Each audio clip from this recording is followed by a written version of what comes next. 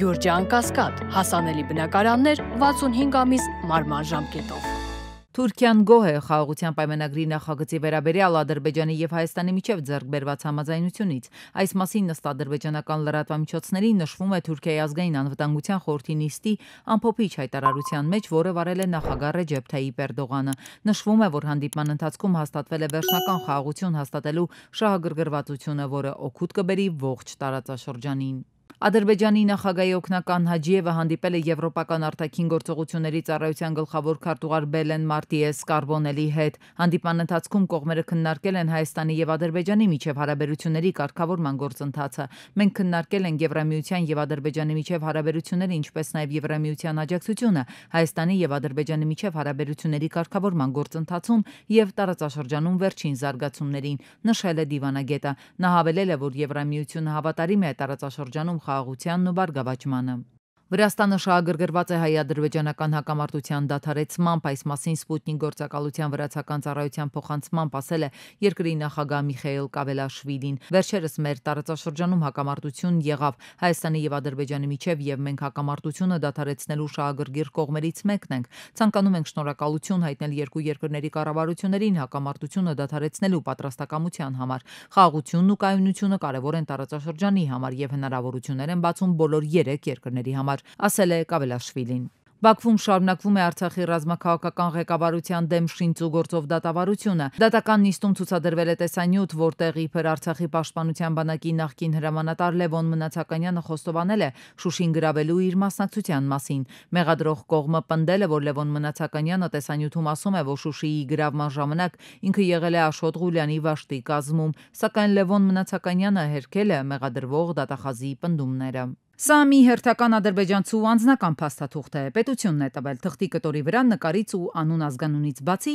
մի տվյալ էլ կա, գրել են հայրենիք Արևմտյան Ադրբեջան, ոչ ավելի, ոչ պակաս, Չամբարակ, Թոխլուջա, իսկ իրականում Հայաստան, Ճամբարակ, Դրախտիկ։ Այս Քաշիմով Քամրանի եւ իր երկրի ղեկավարության երևակայությունը փաստորեն չափ ու սահման չունի։ Հիմա վերադառնանք իրականություն։ Այստեղ էլ Ալիևը խապկանքների մեջ է, պնդել է, թե արևմտյան ադրբեջանցիների վերադարձի հարցը Ադրբեջանի օրակարգում կլինի այնքան ժամանակ, քանի դեռ այն չի իրականացվել։ Նա շեշտել է, թե արևմտյան ադրբեջանցիների վերադարձի ցանկությունը Հայաստանի նկատմամբ տարածքային պահանջների առաջադրում չի նշանակում։ Այս հարցը չի հեռացվի Ադրբեջանի օրակարգից այնքան ժամանակ, քանի դեռ վերադարձը չի իրականացվել։ Բնականաբար, արևմտյան Ադրբեջան վերադարձող ադրբեջանցիների համար պետք է ապահովեն նաև անվտանգության երաշխիքներ։ Վերջին շրջանում հատկապես այս արևմտյան Ադրբեջանի շուրջ եղած քարոզչությունը անցնում է բոլոր սահմանները։ Այս քարոզչամեքենայի թափանիվը զարգացնողները ուղիղ Ալիևի վարչակազմից են ֆինանսավորվում։ Սա հերթական ու սովորական դրվագն է այն մասին, որ Ալիևը բացառված է, որ խաղաղություն կնքի, ասում է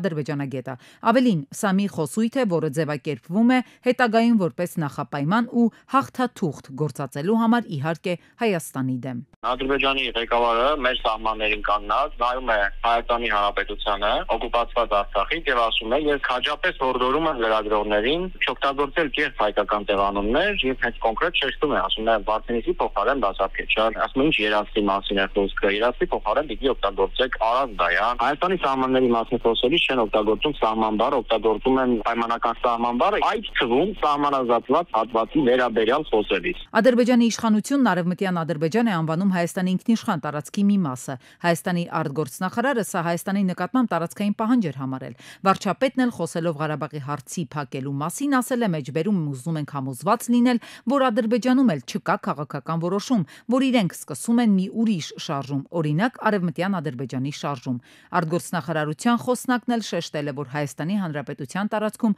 Արևմտյան Ադրբեջան չկա։ Արևմտյան Ադրբեջանն Ադրբեջանի Հանրապետության արևմտյան շրջաններն են։ Խաղաղության փաստաթուղթ ստորագրելու պատրաստ Հայաստանի իշխանություններին Ադրբեջանի իշխանությունը շտապում է հիասթափեցնել, հասկացնելով, որ բացի առաջ քաշված հիմնական նախապայմաններից էլի հարցեր կան։ Շարունակաբար արտացվում է եւ շրջանառվում է այն միջը, որ քանի դեռ աբեկչական տերմիններ նորից օգտագործում արևմտյան ադրբեջանցիները չեն վերադարձել են սլավենական հողեր, անիմաստ է խոսել խաղաղության մասին, avելին պահանջում են անվտանգության հստակ երաշխիքներ, ավելին արդեն սկսել են խոսել միջազգային երաշխիքների մասին։ Հայտնի իրողություն են Ալիևի այս թեզերը, թե ըստ էության զավեշտ են, այնուամենայնիվ իրականացվում են մի ամբողջ վարչախմբի մակարդակով, նպատակ ունենալով մոլորեցնել թե հասարակությանը, թե միջազգային հանրությանը։ Նա նախապես է պլանավորում ինչպես խաղաղություն չկնքել։ Իրանի արտաքին գործերի նախարար Աբբաս Արաղչին նախազգուշացրել է, որ Իսրայելի կողմից Իրանի միջուկային օբյեկտների վրա հարձակման դեպքում Թեհրանը կդիտի Ամերիկայի Միացյալ Նահանգներին որպես մեղսակից եւ կպահանջի պատասխանատվություն։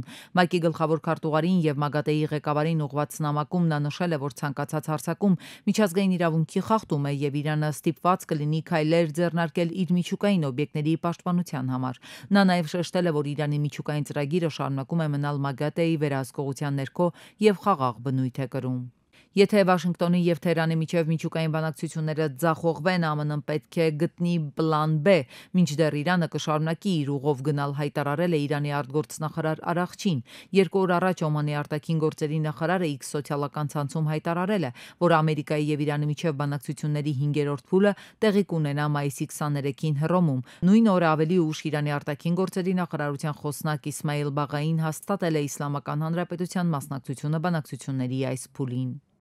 ԱՄՆ նախագահ Դոնալդ Թրամփը հունիսի 15-ից 17-ը կայցելի Կանադա մասնակցելու G7-ի գագաթնաժողովին, այս մասին հայտնել է Սպիտակ տան մամուլի քարտուղարը։ Նախագահ Թրամփը հունիսի 15-ից 17-ը կմեկնի Կանադա G7-ի գագաթնաժողովին։ Լևիտի խոսքով Սպիտակ տունը հետագայում տեղեկություն կտարածի պետության ղեկավարի առաջիկա այցի մանրամասների մասին։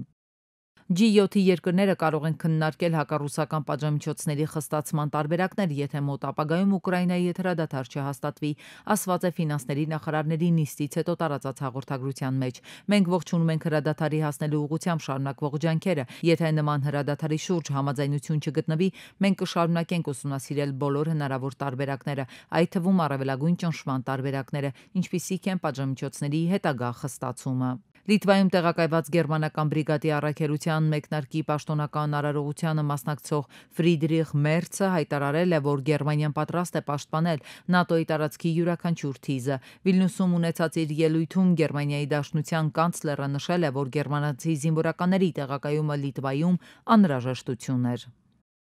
Ռուս զինվորականները աշխատում են Ուկրաինայի հետ սահմանի երկայնքով անվտանգության բուֆերային գոտի ստեղծելու ուղղությամբ։ Այս մասին հայտարարել է Ռուսաստանի Դաշնության նախագահ Պուտինը կառավարության անդամների հետ հանդիպման ժամանակ։ Որոշում է կայացվել սահմանի երկայնքով ստեղծել անհրաժեշտ անվտանգության բուֆերային գոտի։ Մեր զինված ուժերը ներկայումս լուծում են այդ խնդիրը։ Հակառակորդի կրակակետերը ակտիվորեն ճնշվում են, աշխատանքները շարունակվում են, ասել է Պուտինը։ Ռուսաստանի Դաշնության նախագահի խոսքով Բելգորոդի, Բրյանսկի եւ Կուրսկի շրջանները տուժում են գնդակոծությունից, անօդաչու թռչող սարքերից եւ դիվերսանտներից։ Մայիսի 22-ին Մոսկվայի ժամանակով ժամը 20-ից ռուսական հակաօդային պաշտպանության ուժերը որսացել եւ ոչնչացրել են ուկրաինական 112 անօդաչու թռչող սարք, հաղորդել է պաշտպանության նախարարությունը։ Դրանցից 24-ը գնդակոծվել են Մոսկվայի մարզում։ Իսրայելը ավիահարված է հասցրել Լիբանանի հարավում գտնվող Նաբատիա նահանգի Ռաբ էլ Թալաթին գյուղին։ Այս մասին հայտնել է լրատվականը։ Հարձակման հետևանքով զոհվել է լիբանանյան շիական Հեզբոլլա շարժման մարտիկ։ Արտակարգ դեպք Հնդկաստանի հյուսիսային Ուտար Պրադեշ նահանգում ամպրոպի տեղատարապ անձրևների հետևանքով առնվազն 45 մարդ է մահացել։ Ամերիկայի Միացյալ Նահանգներում Cessna 550 բիզնես դասի ինքնաթիռը ընկել է Սան Դիեգո քաղաքի բնակելի թաղամասի վրա, ինչի հետևանքով մի քանի մարդ է զոհվել։ Ամերիկյան լրատվամիջոցների տեղեկություններով բոլոր տուժածները եղել են ինքնաթիռում։ Միջադեպի տարածքում գետնի վրա գտնվողների թվում զոհեր եւ վիրավորներ չեն եղել։ Դեռևս տեղեկություններ չկան, թե քանի մարդ է կոնկրետ զոհվել եւ հայտնի չէ ինքնաթիռում գտնվողների ընդհանուր թիվը։ Ամերիկայի Միացյալ Նահանգները արգելել է Հարվարդին ընդունել արտասահմանցի ուսանողների հակասեմականության եւ Չինաստանի հետ կապերի մեղադրանքների պատճառով։ Օտարերկրացիները, ովքեր արդեն սովորում են Հարվարդում, ստիպված կլինեն անցնել այլ համալսարան սովորելու, հակառակ դեպքում նրանք կկորցնեն երկրում գտնվելու իրավունքը։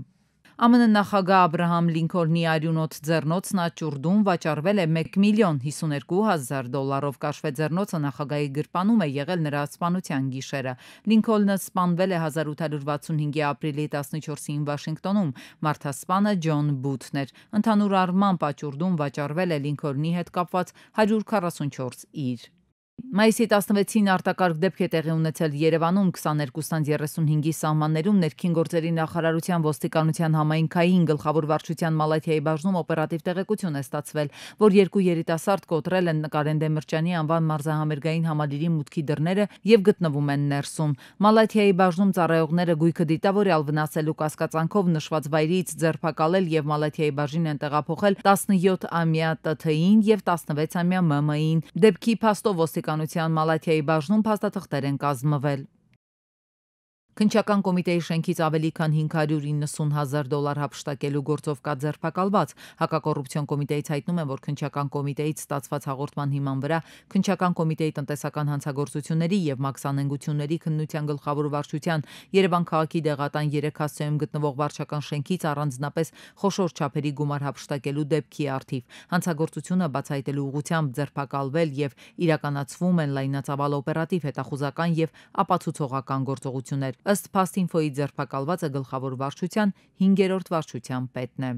Համայնքային ոստիկանության Վաղարշապատի բաժնի ծառայողները ստացել էին տեղեկություն, որ Վաղարշապատի Միչուրինի փողոցի մի բնակիչ աճեցնում է կանեփ եւ ապօրինի պահում մարիխուանա։ Տղամարդու տանը կատարված զննության արդյունքում բակում հայտնաբերվել է կանեփի մշակված 13 բույս։ Հայտնաբերվել են նաեւ մարիխուանայի նմանվող զանգվածներով 2 տարա 65 եւ 29 գրամ քաշերով։ Վերջին դասի կապակցությամբ Ժաննա Անդրեասյանը ուղերձ է հղել շրջանավարտներին, ընդգծելով նրանց հույզերի, դպրոցական ապրումների եւ ուսուցիչների ու ընկերների դերի կարեւորությունը։ Նա կոչ է արել վստահորեն առաջ շարժվել, հետևել երազանքներին, սովորել սխալներից եւ գնահատել դպրոցից ստացած գիտելիքն ու հոգեվոր հասունությունը։ Ուղերձը ավարտել է ջերմ մաղթանքով՝ բարի երթ։